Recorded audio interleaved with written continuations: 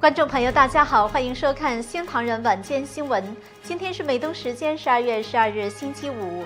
今天新闻的主要内容有：川普示好民主党，称愿意跨党合作医改；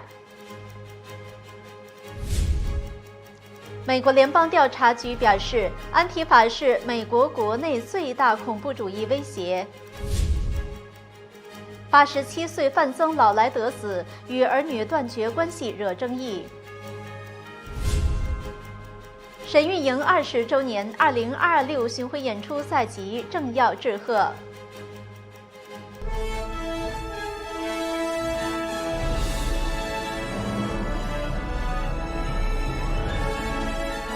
您正在收看的是新唐人晚间新闻，在美国纽约总部为您播报。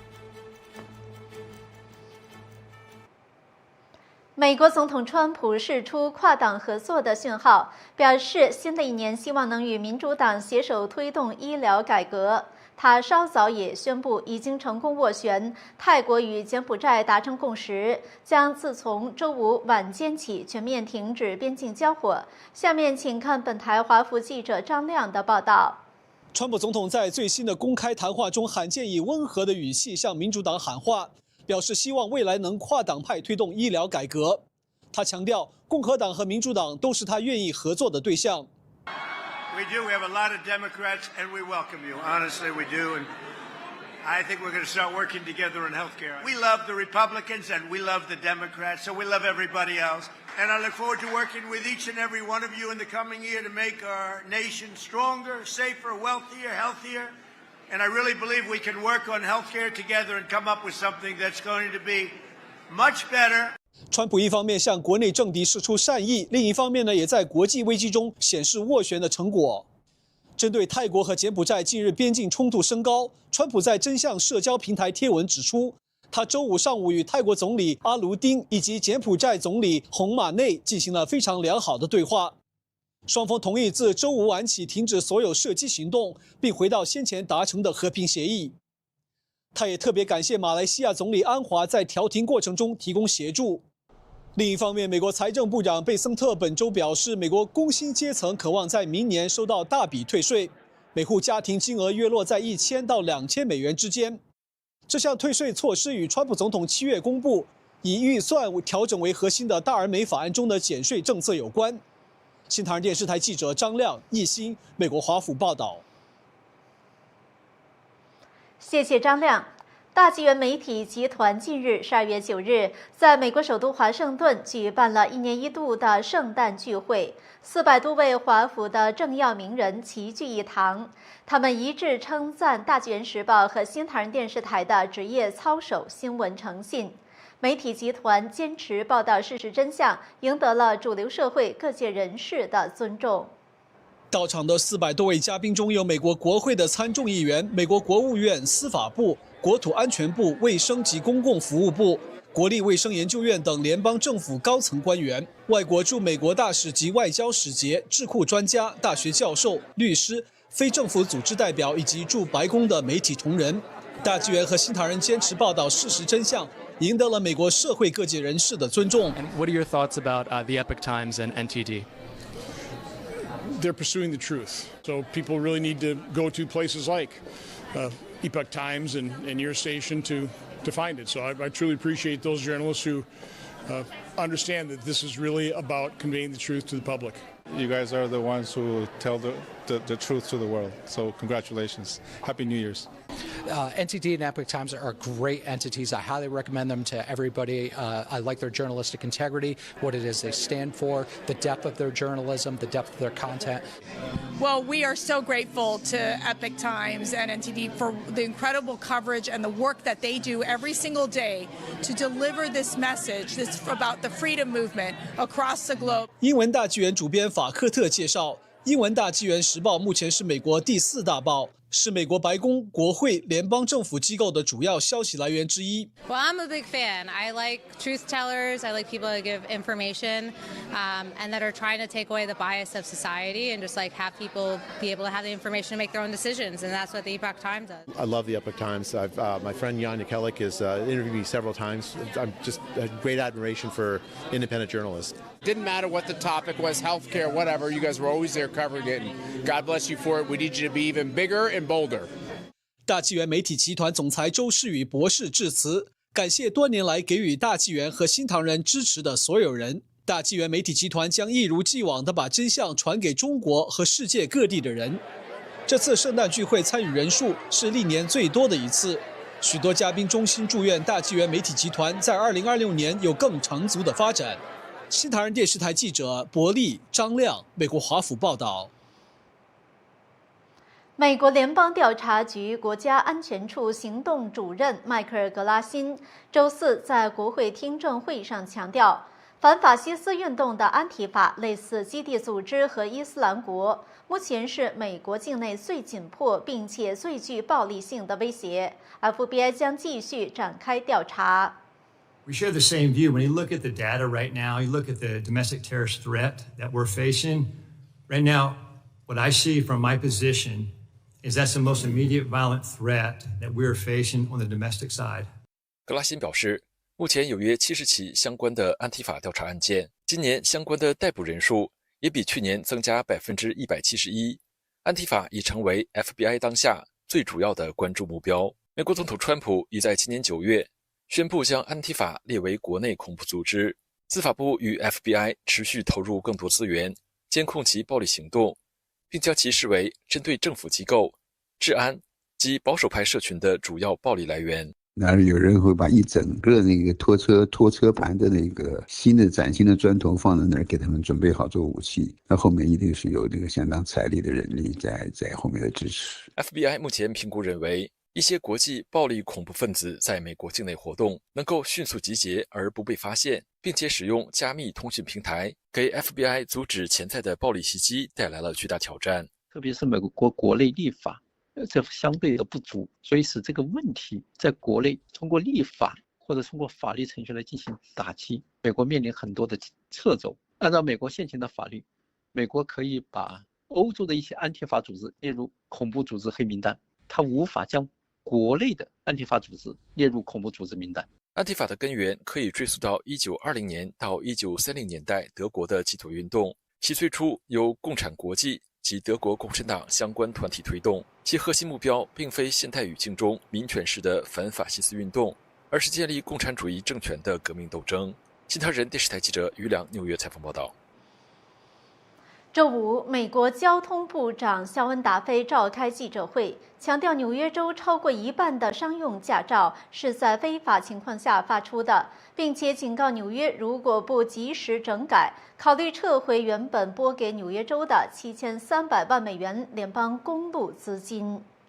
美国交通部长达菲指出，联邦审计发现纽约州大约53%的商用驾照是在没有核实持有人合法工作资格及移民身份的情况下发出的。其中包括可长达8年的执照，有些甚至在工作授权过期后仍有效。If New York refuses to come into compliance, because Kathy Hochul, for some reason, believes that we should have unqualified truck drivers on American roadways, we are going to pull tens of millions of dollars as phase one for the state of New York. And again, they're endangering the lives of American families. 联邦机动车运输安全管理局局长德里克·巴尔斯表示，纽约州应该在30天内回应并重新采取补救措施，否则将被扣除公路基金。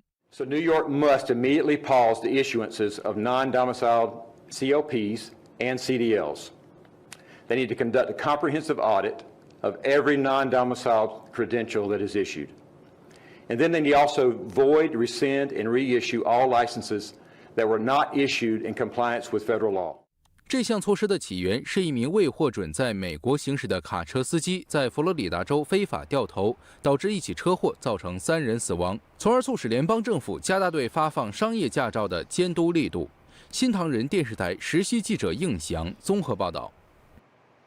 涉嫌枪杀美国保守派活动家查理·科克的嫌犯泰勒·罗宾逊在周四首次出庭，法官正在评估是否允许全美多家媒体采访和旁听整个审理过程。22岁男子罗宾逊身穿蓝色衬衫和领带进入法庭，对坐在法庭前排的父亲、兄弟和母亲短暂的微笑。此前，他曾透过监狱的视讯连线出庭。犹他州检察官对22岁的罗宾逊提出加重谋杀罪，指控他在今年9月10日奥勒姆犹他谷大学校园的一场活动上枪杀科克。检方寻求法官对罗宾逊判处死刑。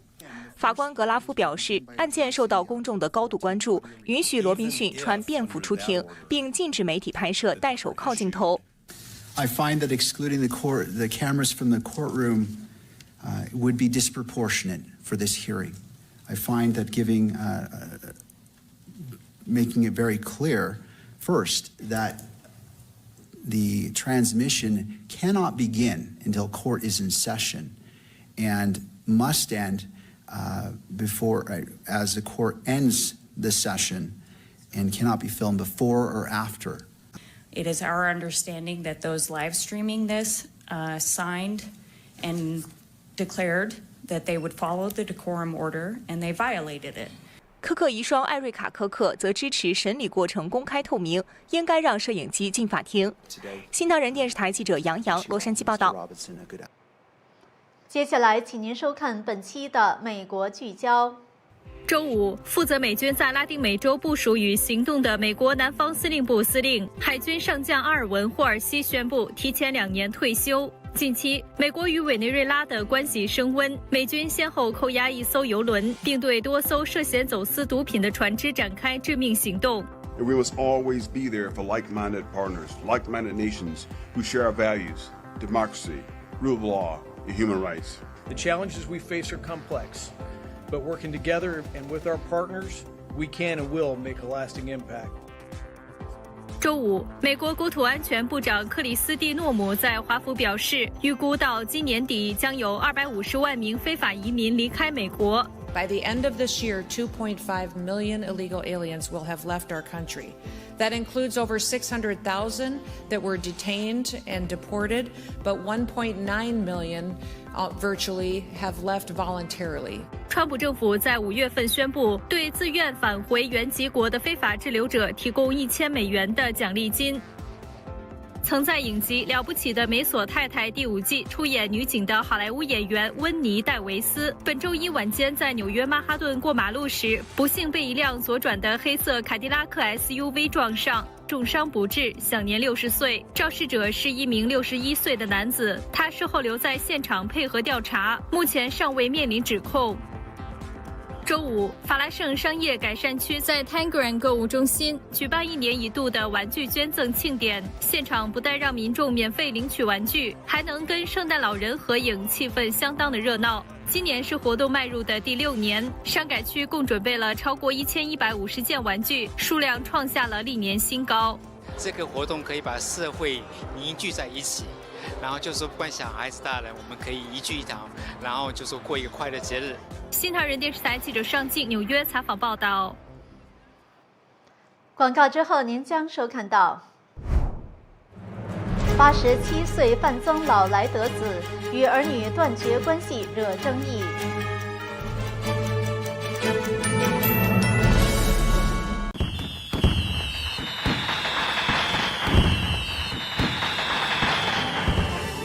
Inspector Kevin Coleman, commanding officer of the 109 precinct, and I want to wish all the NTD audience a Merry Christmas, Happy Holidays, and Happy New Year, and thanks for your continued support.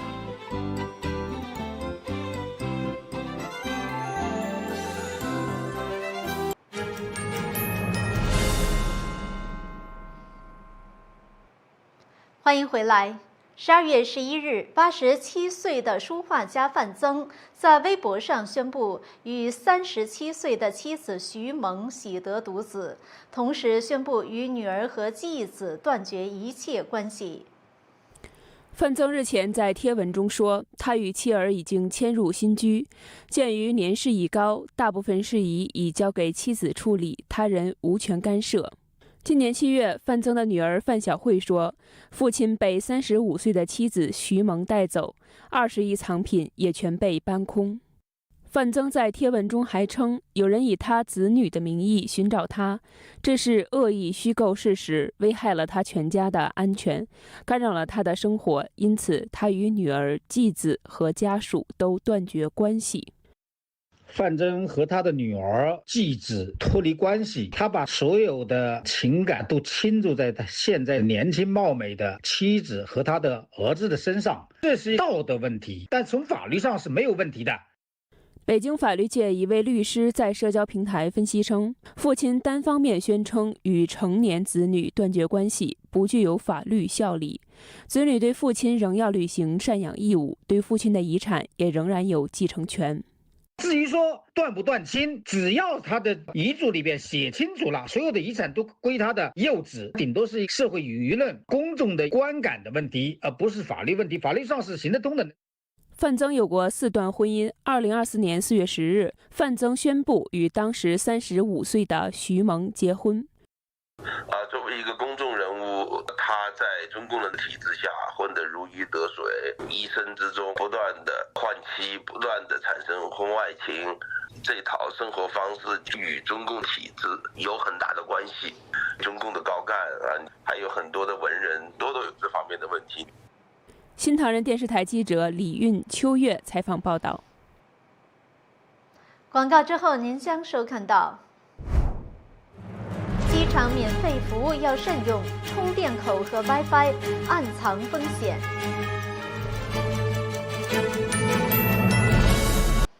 网络迅速发展，犯罪分子也不仅限于短信电话诈骗，而是在生活的方方面面设好了陷阱，等待受害人主动往里跳。下面就请记者佳音介绍一下，在机场里骗子设置了哪些潜在的陷阱。好的，李欣，岁末将至，不少人已经安排好行程，准备搭飞机出游了。但是在机场候机的时候，你会连机场 WiFi 吗？手机没电了，会插在公共的 USB 插口上充电吗？这些机场的免费服务很可能被黑客动手脚。美国运输安全管理局建议民众不要使用免费公共 WiFi， 尤其是在进行线上付款或输入敏感信息的时候。一旦黑客利用公共 WiFi 进行窃听或攻击，信用卡信息或个人资讯将完全暴露在危险之中。因此，应该尽量避免用公共 WiFi， 最好使用 VPN 虚拟私人网络对敏感信息进行加密。另一个很多人中招的机场免费服务就是公用电源。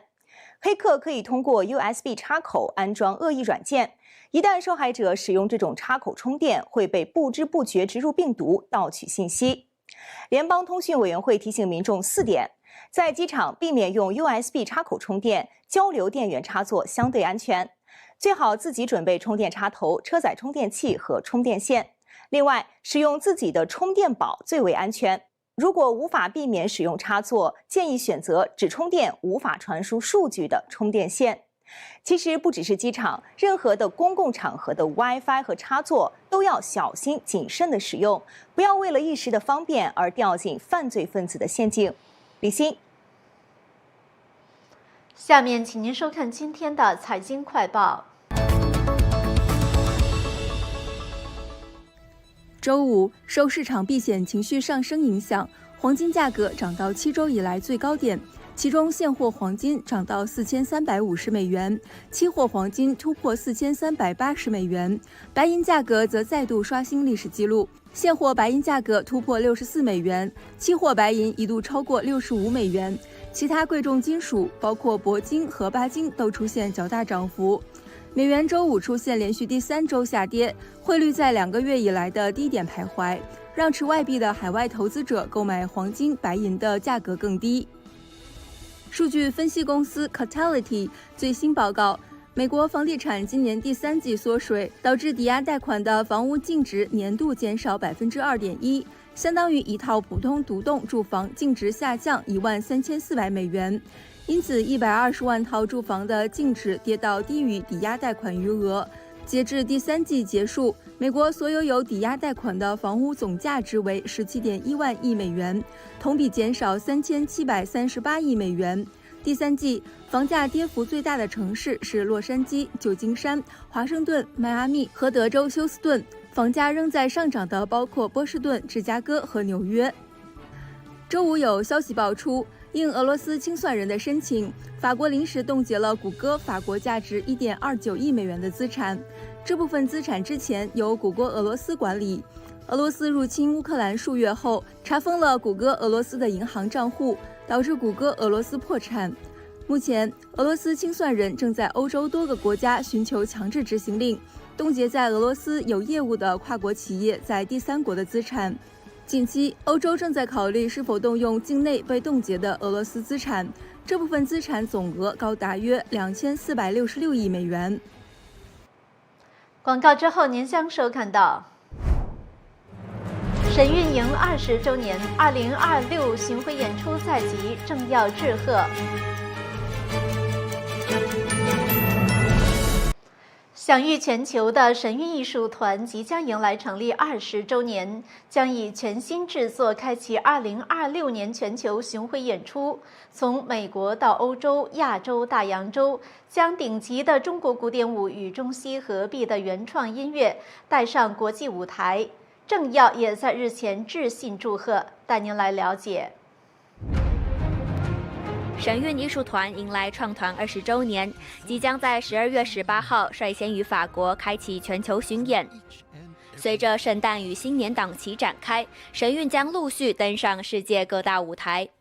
美国资深联邦参议员约翰·科宁捎来贺信写道：“庆祝20周年，彰显了你们对传承与分享中国古典舞、音乐及传统文化的坚定承诺。我支持你们在未来的岁月里继续追求卓越。” Siamo a 1 migliaio di chilometri di distanza appositamente per vedere questo. But they had this blend of control, expressiveness, gymnastic that just flowed and conveyed the story beautifully. From the soul. Every hand from the soul. Soulful. Beautiful. Beautiful. Not just an arm. Something meaningful. Music was very inspiring. What I really liked about it is the music attached to the dance without words, and it made a statement. 神韵2026演季预计造访5大洲，至少20个国家，近200座城市，演出场次将达数百场。神韵将再次登上全球顶级剧院，包括纽约林肯中心、华府肯尼迪中心歌剧院、巴黎国际会议中心、多伦多四季艺术中心、悉尼 Lyric 剧院、米兰阿尔钦伯蒂剧院等。2026演季还没开跑，多座城市已经出现门票售罄的情况。在法国，15个城市共99场演出，门票总量达25万张，其中9座城市门票已经全数售罄，甚至开始热售2027年的神韵票。在意大利、英国等城市的票房也几乎售罄，显示神韵在欧洲的超高人气。想知道神韵何时到您的城市演出吗？请登上神韵官方网站查询。新唐人电视台记者夏文月纽约报道。观众朋友，以上就是本期的晚间新闻，感谢您的收看，祝您晚安。